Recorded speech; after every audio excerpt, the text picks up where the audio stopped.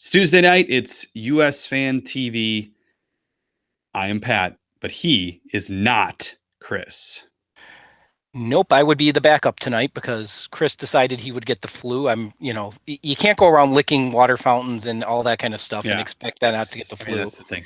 Although we both had it. I mean, I know it's not good. No, it isn't good, but we know us from making fun of him, but So the show it's a bonus for the show tonight. Chris really has to stop licking water fountains, sidewalks, and windows, and it would help him exponentially, I think. So you guys being from Wisconsin, you call them bubblers, right? Do I live in Wisconsin anymore? You don't, but is it like ingrained in you to call them bubblers instead of water fountains? I haven't lived in Wisconsin in over 20 years. Good. That and drunk driving have left your system. I like taking shots at Wisconsin. I like Wisconsin though. They're our friends. There's news to talk about. A little thing we want to bring up because it just kind of popped in the last couple of hours. Apparently there's a news conference, I believe it said Thursday, featuring the likes of Borussia Dortmund and Los Angeles Football Club. So I'm guessing there's your MLS All-Star game this summer, which means Mr. Pulisic will be coming to these shores to play with Borussia Dortmund. It seems. So I'm really extrapolating a lot from a little announcement, but this seems like the logical outcome of what they're going to talk about. So that's cool, I guess. Kind of like last year, I don't know that I care that much about the All-Star game, and I went to it.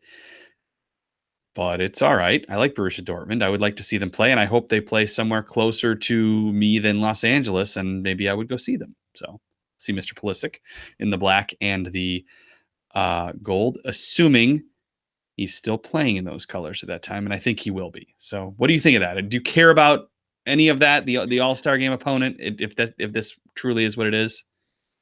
It'd be fun. I don't see Dortmund being like Real Madrid. You're not going to need the Coliseum for that. I don't see anything like that or the Rose Bowl being used in this case. So if I had to wager, I would say it's probably going to be at Bank of California Stadium. I did look it up, and that's what it's called, the new one. But Bank is BANC. It must be a California thing. It must be fancy. That's a fancy thing. If it were closer, sure. But then again, last year I had an opportunity to buy tickets for the All-Star game. You are a fire season ticket holder, and you chose not to go. I will say, if your expectations are low and you just go in for the hoopla of it, it's very fun. If you're expecting quality soccer and an intense matchup, it's none of that. But it's fun to see certain guys play. That's kind of what it is, and the atmosphere around it was fun. So I'd go again, but I wouldn't fly to LA, I don't think. No, and I was going there for some other reason. Okay, so this year it's in LA. Do you want to wager anything that's next year it'll be in DC? That would make sense if we're hopping around to the different new stadiums. Although Atlanta hasn't had one. So if they get a super team, I think it would be Atlanta. If it was like a Manchester United again or a Real Madrid, somebody like that, then you would use Atlanta. I think it depends on who your matchup is with. Like I said, I think Dortmund in a 30,000 seat stadium is wonderful. I think Christian Pulisic will bring that much to the table, but I don't see 60, 70, 80,000 in like at the Coliseum or the Rose Bowl or something like that without it being Real Madrid or Club America or somebody like that would bring in a complete fan base like that. Yeah, I guess people are talking about it on the chat. We don't really talk a lot of non-US related stuff on this show, but we got to say, as you know, Chris and I are both Arsenal fans, and we lost Alexis Sanchez this week to Manchester United. It's not something that we're unfamiliar with, losing big name stars to Manchester United. It still kind of sucks, but I like Henrik Mkhitaryan. I think he'll do well.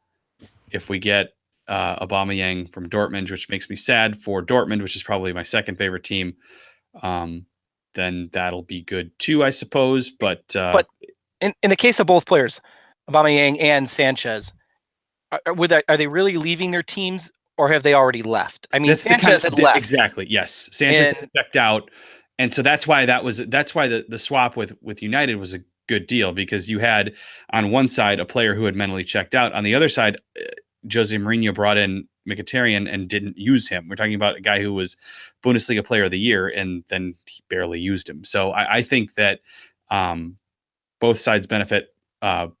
Sanchez was leaving anyway because he, and right or wrong, he's probably right. We're not going to win anything decent. So, but it kind of injects some life into the team, and at least I'll watch again. I was getting to the point where it just, what was once appointment TV for me was like, I got other things to do. I'll check the score on my phone.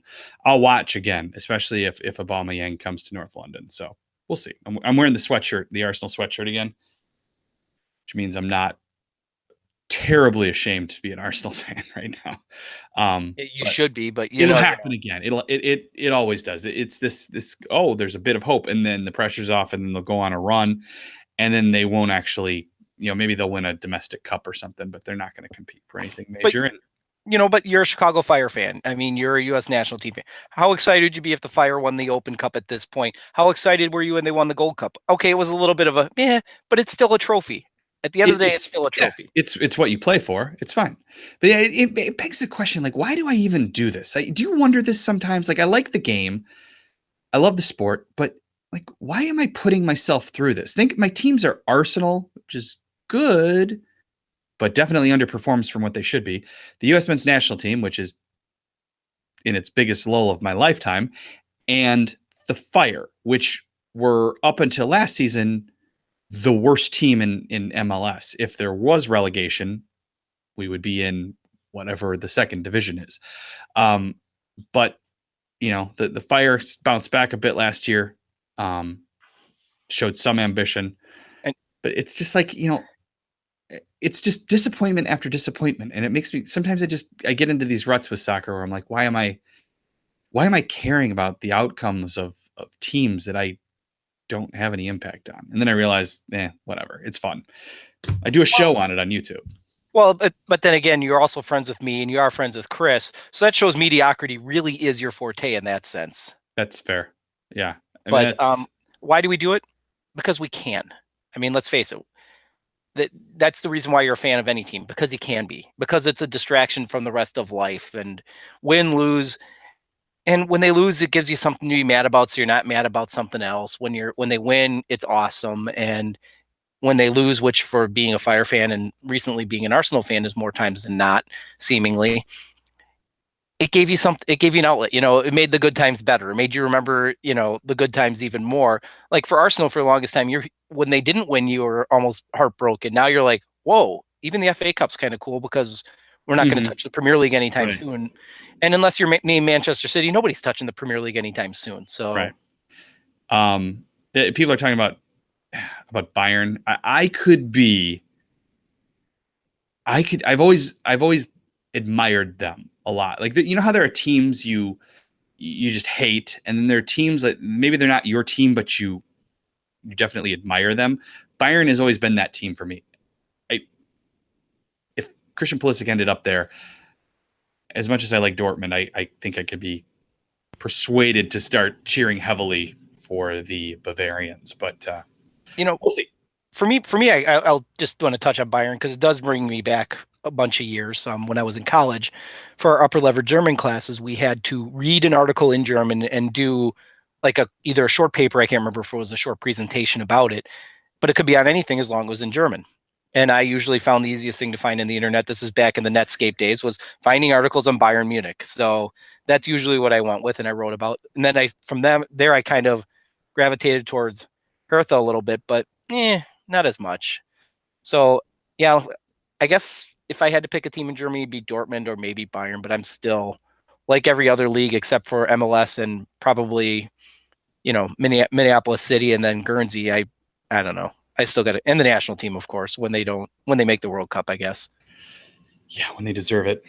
So speaking of the national team, they play Sunday in a game. I won't call it a real game. It's a friendly, and it's a non-FIFA date friendly. So you're going to have, obviously we know the 30-man Camp Cupcake roster that we have to work for with the U.S. With Bosnia and Herzegovina, traditionally the teams that have played us in this game have brought youth teams or something like that. I don't know that that's what Bosnia is going to do, but I would certainly expect it. So as for what to expect, I don't know. I hope two things. I hope we win just to win, although I would predict we will not win. And I hope somebody shows something that makes us go, wow, he's pretty good. Maybe we should continue to watch him. I hope there's some sort of moment like that, or some sort of guy that has an individual performance that makes us excited. Because from a team standpoint, this isn't the team. If these guys play well together, great, but they're not going to be the national team. Most of these guys are not going to be on the national team. This is just the Camp Cupcake thing. So that's why I don't get too worked up about it. That's why I look for individual performances. But as for a score, I guess if we're predicting maybe 2-1 Bosnia.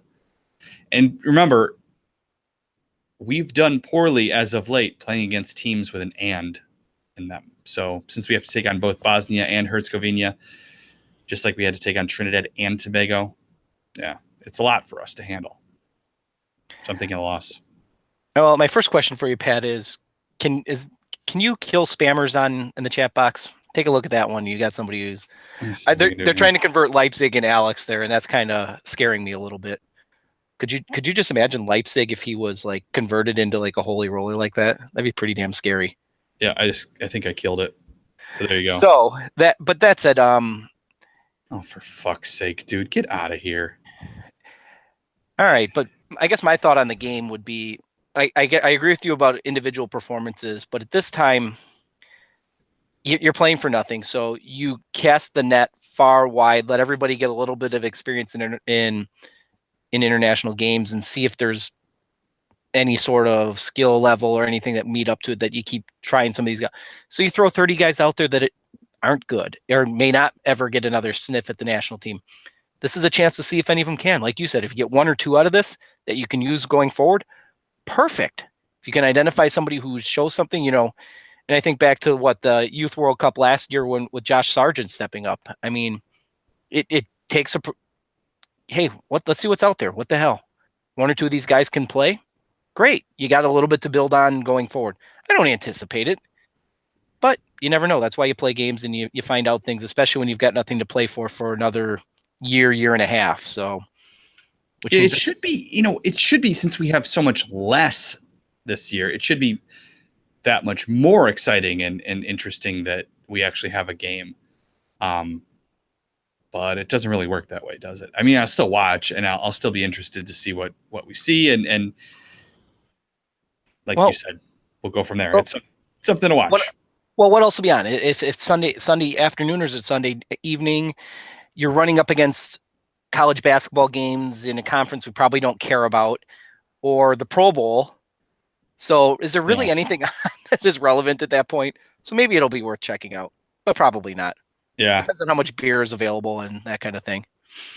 Speaking of friendlies in the Los Angeles area, the U.S. women looked really good on last Sunday, and they decided to play the game up against the NFL, which, I don't know how much the two audiences overlap. And honestly, I watched more of the women's game than I did the Eagles game because, sorry to Mr. Ertz, but I watched more of Mrs. Ertz because the Eagles game was a blowout. But yeah, they looked really good. Denmark's a very good team. So hopefully they've got the little kinks worked out that we've seen some stumbling from them, especially last calendar year. Hopefully they've got their act together going forward. So they look good.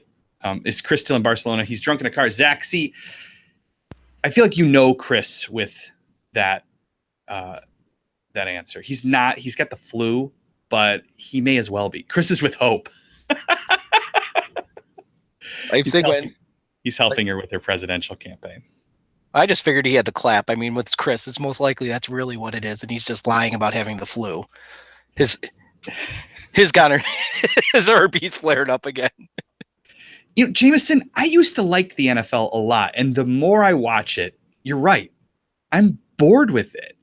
And we soccer fans always get the shit that soccer is boring, but the NFL just has the end of the the Vikings, who the hell did they play? Saints game was awesome. And there's moments like that.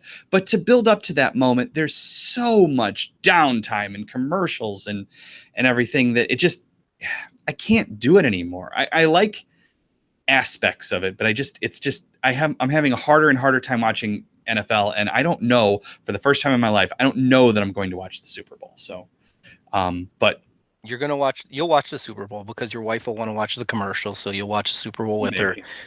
Because and there's only so many times in a row you can watch Puppy Bowl before that gets boring. True. Yeah, and everybody hates the Patriots. So even though my name is Pat, I do hate the Patriots. Speaking of Hope Solo, as we were a minute ago, TJ, I find that as we get deeper into this presidential race for who's going to take over for Sunil Gulati, I find I have less of an idea of what's going on, who might win, and what they might actually be able to do. Like we've talked about, there's candidates, especially Winalda, who've struck the chord with Twitter public opinion. But as you will point out, no doubt in a minute, Twitter isn't real. I don't know what's happening. I don't know who I want to win this. I have some ideas of who I don't want to win. And then the remainder of them, I'm just kind of like, that might be fine. And well, there apparently, and again, as much as I could pay attention to Twitter, which there was, the coaches conference was in Philadelphia this past weekend, and all of the candidates did a forum there. If you get time, Bo Dure did a wonderful live tweeting of the event as much as he could. His laptop had died. He'd start doing it on his phone. I believe he did an article for 442. I haven't had a chance to go look it up yet, but Bo Dure is probably as dialed in as anybody on the election without playing favorites. He seems to have a good head. He asks good questions. He seems to have a knowledge base of where to find information on these kind of things. Like, for example, like Eric Winalda in that New York Times article, they talked about his bankruptcy. His bankruptcy is a quick public search. It's a public record.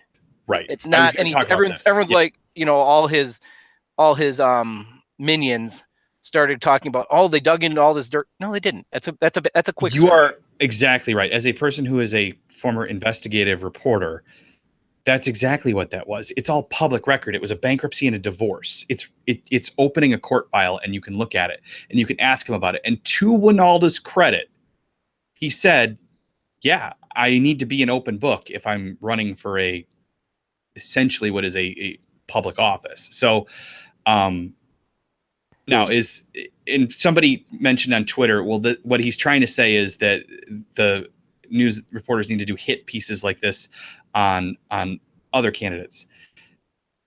I wouldn't call it a hit piece. I mean, it's public record. If it's in the public record, I don't think it's necessarily a hit piece.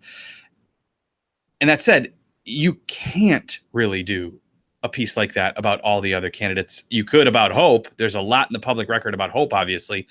Maybe not financially, but with the domestic violence stuff. But you can only work with what's there or what you are able to obtain. And the fastest way you find stuff out is through, public record. And fortunately or unfortunately for Winalda, there's a lot of it on him. But I will say his answer was fantastic about the way he handled it. He could have said, fake news or whatever, but he didn't. He said he took it like a man. And I was impressed. I was actually finally.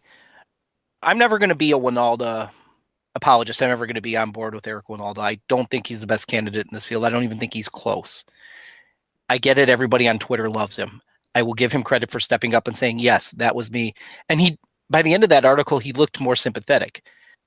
But for me, my problem with Eric Winalda is always going to be twofold. One, these secret plans to me are absolutely horseshit. If you have a plan, put it out there, put it in the public. And when somebody else says, I did this, he can say, look, here's my record. I mean, Martino put out his manifesto. Hope Solo has been pretty straightforward with what few plans she has. I've got plans, but I'm not telling you about them now. To me, that's stupid. So I'd like to see, Eric Winalda and his transparency. Great. Finally, that's only to me because he got his hand caught in the cookie jar with having Ricardo Silva paying for everything for him. That, when that came out that Silva was funding his candidacy, then he started becoming open, and it, at first he denied that too. So we can go round and round on the election. Do I know who's going to win at this point? No. If I were a betting man, I would still say Kathy Carter, because she starts out with 15% she starts out with 14%. Do the math. She needs a little more than a third of what's left, and she's over, and she'll be at, if she gets a third, that's 47% right there.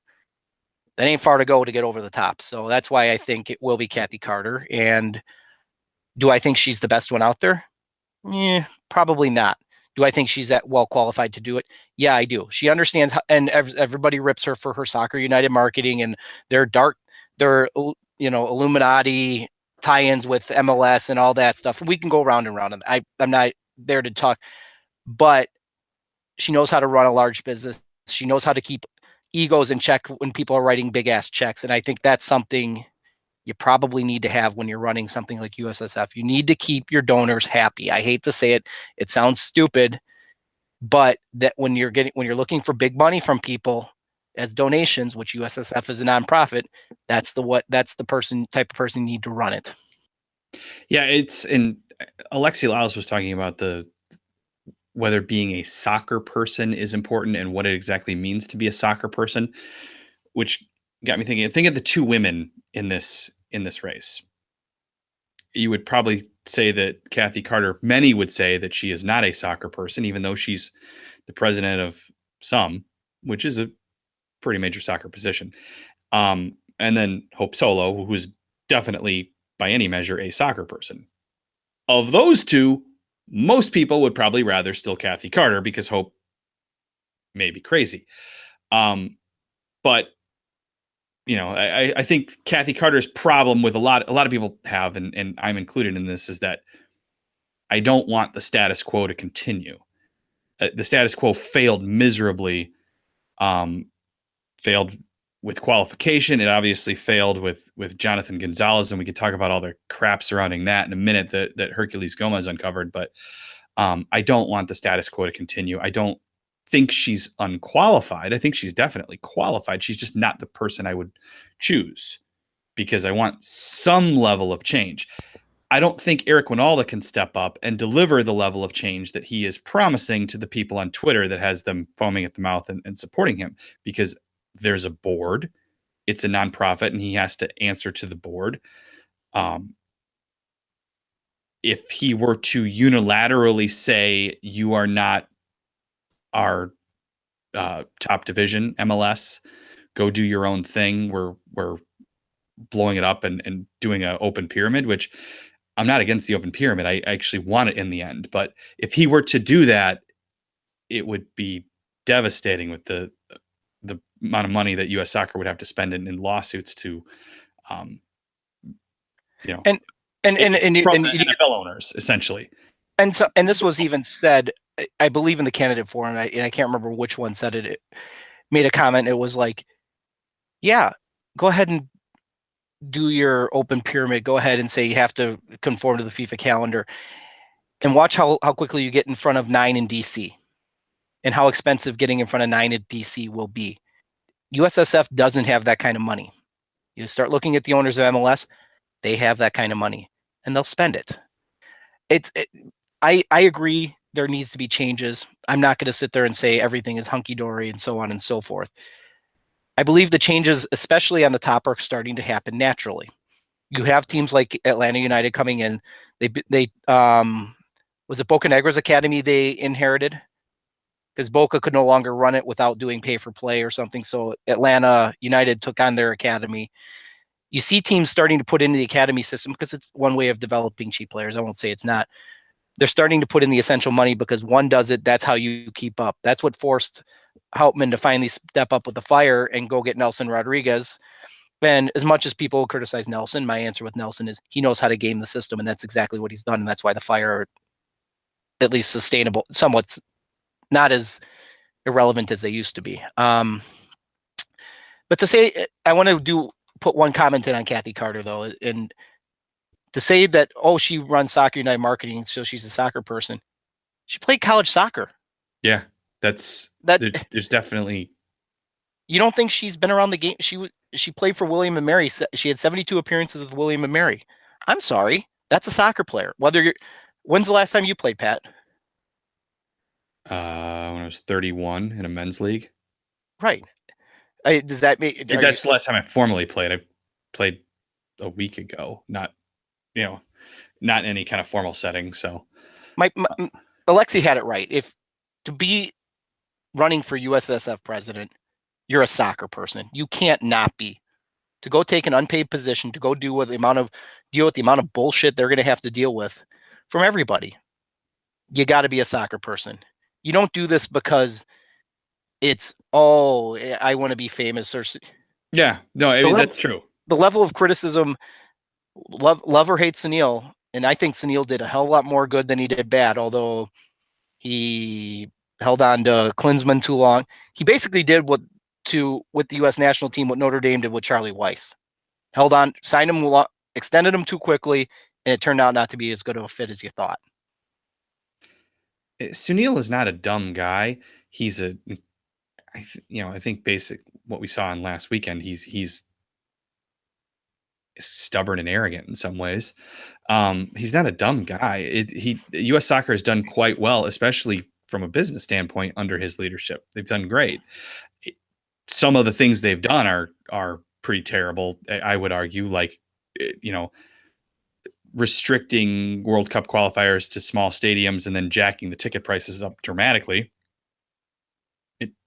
I shouldn't pay 5 times what the German Federation is charging me to go see Germany and Brazil to go see the U.S. and Trinidad and Tobago. And I get one's a qualifier and one's a friendly, but one's the 2 best teams in the world. And I paid 25 euros for my tickets.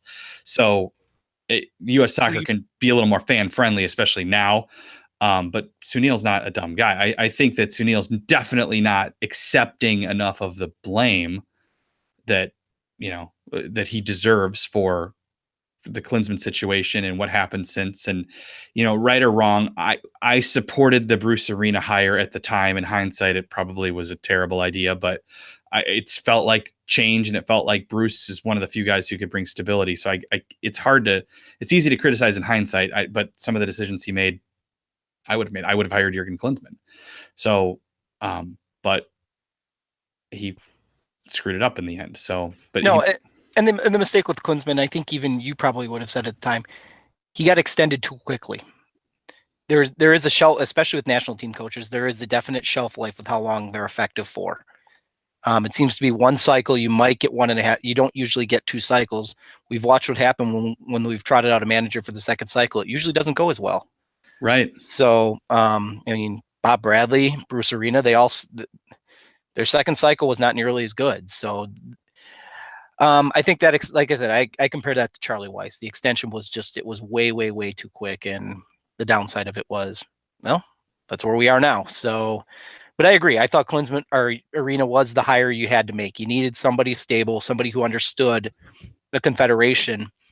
And the only other one I would have said ahead of Bruce would have been Bob Bradley, except that Bruce, I thought, had a better grasp of at least the MLS players he's going to be bringing in. Because the European ones seem to be pretty straightforward, but you thought maybe there'd be some stability with it. But yeah, oops. Bruce is another guy with this bad egg shit who's not accepting enough of and he may be right, but there may be bad eggs on the team, but he's not accepting enough of the blame either. And I guess recently he accepted a tiny bit more, but he's the one who didn't start Jeff Cameron. We've rehashed it enough, but we should not have been in that position. So, and to say that he doesn't deserve any of the blame is crazy too. Just overall on this presidential race, I don't know. Not only do I not know who's going to win, I can make guesses, but I don't know. I don't 100% sure know who I want to win. There are people I'd be interested to see what kind of job they can do, but there hasn't been a candidate where I've gone, yes, that person. Thank God you're not Chris, because when I agree with you, I don't feel nearly as dirty and like I need a tetanus shot afterwards. Because anytime I agree with Chris, I fully admit I need a tetanus shot. You got that down. I don't know who's going to win. I don't know who I want to win. I don't even know if I care who's going to win. As much as I'm involved on the youth levels as a referee and a coach, I don't think I care because it really isn't going to affect me one way or the other. If it can make my education cheaper, great. I'm all for it. That any candidate should be looking towards that, and I think most of them are looking for a way to. Hopefully, yes. At this point, they've figured out that coaching and referee education should be made more accessible and cheaper, and maybe they need to hire some more scouts. We'll get to that in a minute. But. From a national team perspective, yeah, we'll get into that one. But I would say it seems like there's three things that every candidate seems like, okay, yeah, solidarity payments, at least investigating and finding out if you can't do it, why you can't do it, would be one. Two is making coaching cheaper, and three is, like you said, hopefully everybody's got a plan with referees, because there's certainly not enough of them. The fact that I get 7 or 8 emails every weekend from various sources looking for referees, and I don't have the time to do it. And I'm sure every other referee is in the same boat, but that's another story. So, so you're saying scouts and Jonathan Gonzalez. I assume this is a segue to Jonathan Gonzalez. It is, and so people are talking about Jonathan Gonzalez right now. So I thought we were done with Jonathan Gonzalez. We understood his decision to play for Mexico. We were disappointed, but I guess we get it. Wish him well. Not too well against us, but whatever. But then some stuff came out. Hercules Gomez reports this week that, remember that whole Thomas Rongen, I visited his house 3 times in 2017? Well, Herc says that Jonathan and Jonathan's dad say that didn't happen. He didn't. And then Thomas backs down and says, actually, I didn't. I was down in Monterey, but I never went to the house. Just the fact that, look, I don't know if visiting his house, his parents' house, would have done the deal. But the fact that he felt the need to, I don't know if lie is the right word, it might be, but maybe just kind of exaggerate right away about it, shows that he was covering his ass because he knew he screwed it up. I don't understand how, and I don't know that he's going to be an incredible player, but he's certainly talented enough and doing well enough in Mexico at 18 that we would have wanted to have him ourselves. And we did. It wasn't like he was choosing, he was on our side and filed the switch. So how the fact that we didn't go to his house speaks to, and then Thomas may or may not have lied about that. Maybe he just was giving I don't know. I don't want to call a guy out for being a liar without knowing exactly what he meant, but it seems not good. But the fact that he said he went there, he didn't go there. Mexico obviously did. They won him over, and they did it. Shows that just how dysfunctional things are. And this dates back to before everything went down, before we didn't qualify. That shows no one's talking to each other. And we've got one full-time scout for 330 million people and $100 million surplus. Well, one of the things that did come out of that coaching conference, just to talk about that surplus is essentially gone after this year. Yeah, they're not getting the bang from the World Cup, so no, and that'll be a big part of it. My question is, if you need someone to come down and give you a hug and tell you how wonderful you are, I don't know. That's it to me. That seemed, and I get it, Mexico did that. I don't think Mexico had to work that hard. Again, they made the World Cup. I guarantee he'll be on the roster. I'm guessing there's some Osorio made some commitment that he'll at least be on the roster. Green-esque deal. Correct. And you know what? If you're Jonathan Gonzalez, you take it. You're already getting to be, you're a full-time player in Mexico. You're getting minutes. You're going to be a big part of that. Why wouldn't you? You seem to be enjoying your time down there.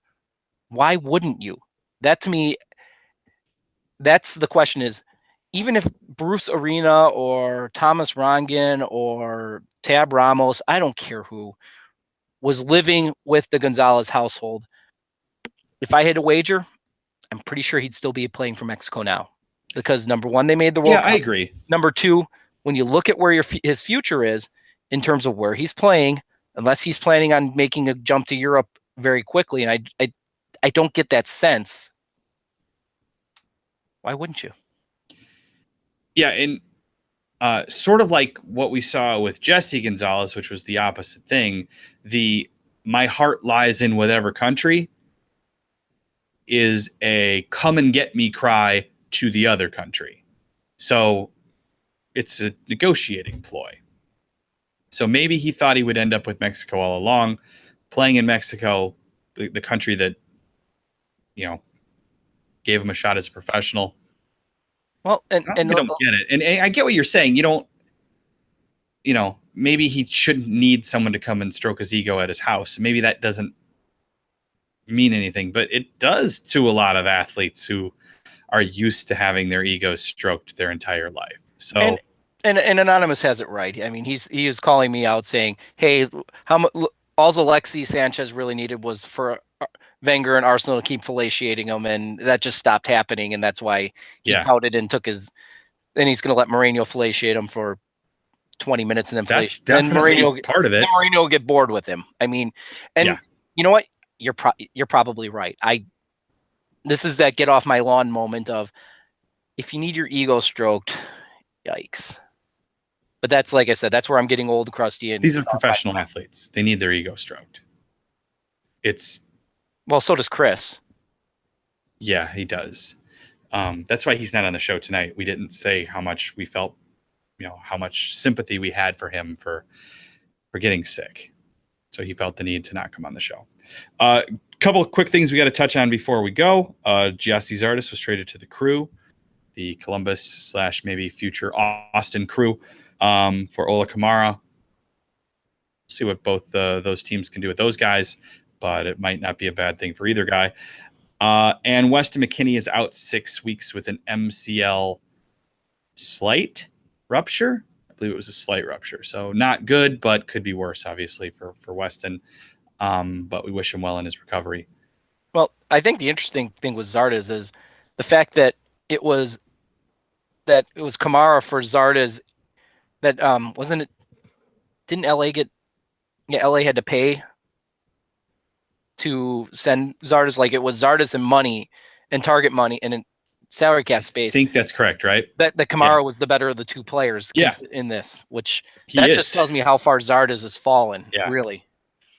Oh, but seeing we're going on national team and busts with the national team, Freddie Adu is getting a trial with the Las Vegas, USL side. Yes. At Las Vegas Lights, that's it. Why the fuck not? If you're Freddie, why not? If he's anybody else, nobody cares, and he doesn't have to deal with this level of thing. I feel bad for Freddie because he must. It would be difficult. I don't know if he's gotten over it, but it would be difficult to constantly feel like a failure if you're him. And he's not even 30, right? Isn't he like 28? He's 27 or 28 now. But then again, he could realistically be 30 or 31. We don't know that, yeah. We don't know that realistically. But okay, let's say he's 27 or 28 like they're saying he is. He's been a professional soccer player for 14 years now. Yeah, it's crazy. It's just I would love to see a Freddie Adu come back. Like, I would love to see him just completely relaunch his career and make it back to somewhere near the level we thought he was going to be. I don't see it happening, but I feel bad because at the age that he was when he became a pro with 14 or whatever with DC, there's no way he was mature enough to deal with all that. Even at MLS at the time, there's no way that he was mature enough to deal with all that. Posing for pictures with Pele and stuff like that. And then, well, I don't know. I feel like we ruined him. We did ruin him, but then again, the one that came to mind that went way downhill, went way down in the system and brought himself back up. There's precedence for it. It's called Jamie Vardy. Now, I don't think Freddie Adu is Jamie Vardy by any stretch of the imagination. Drink more wine and Red Bull or whatever the fuck Vardy drinks. I don't think there's any But to sit there and say there's no chance for Freddie Adu, that's not true. He needs to go somewhere where he's going to play. Hopefully he catches on with Las Vegas. I'd love to see him catch on. And, you're an expansion team. You're not expected to be good. So maybe, you never know. You need to play. And based on the things I'm hearing from is he's actually wants to do this now. I mean, to take the ego check and go to USL is for him, it's a little bit hell.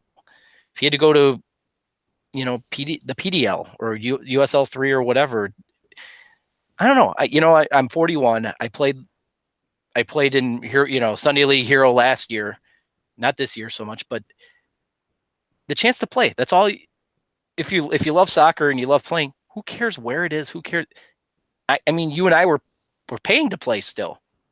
Yeah. He might even draw a salary still. Ain't a bad living if you can get it. Pele is a fraud. Yeah. Pele. We love you, Hunter. All right. This is USFanTV. We have a website. It's USFanTV.com. We have Twitter, which we use quite a bit. We have Facebook, which we use less. And we have Instagram, which we rarely use at all. But you know what we don't have? We don't have Snapchat because Snapchat sucks. We have YouTube, but you know that because you're watching this. We are almost at 1,200 subscribers, which is pretty cool. So do we have Craigslist? That's a question for you, Pat. We do, but I'm not going to tell you where to find it. It's just one of those things that you either know or you don't know. And I think some of you guys know.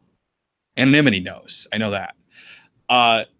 Subscribe to our fine YouTube channel. If you haven't, there's a button that you can click that'll do that. And then you can turn on notifications. And then sometimes Chris and I will be like, it'll be like lunchtime. And we'll be like, do you want to do a show? Yeah, we'll do a show. And then some of you are here. You know that we're doing the show because you have notifications turned on. So that's a good thing to do. Subscribe and turn on notifications. And it'll tell you when we're going to do a stupid show. So then you can come be stupid with us. Although YouTube owns Google, or Google owns YouTube, correct? Correct.